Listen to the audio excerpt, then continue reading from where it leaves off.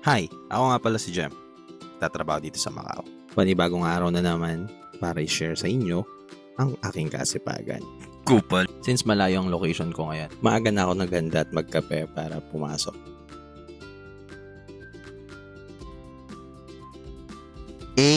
Ang lakas!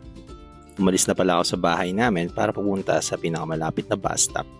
By the way guys, ang pinaka-mode of transportation dito sa Macau is bus. Yun ang pinaka-cheapest way para makapunta sa mga gusto nyong puntahan. Ang common way naman para magbayad is yung bus card or MPay.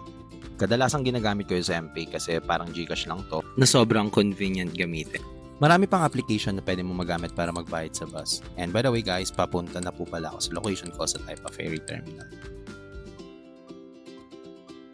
So ayun, dumating na ako sa Taipa Ferry Terminal Car Park. And magre-ready na lang ako para magtrabaho. Pagkababa ko ng gamit, syempre mag-check muna tayo ng phone. Kailangan magbihis. And of course, magtatrabaho na tayo. Mag-ready ka na magtrabaho. Uy, trabaho. Uy!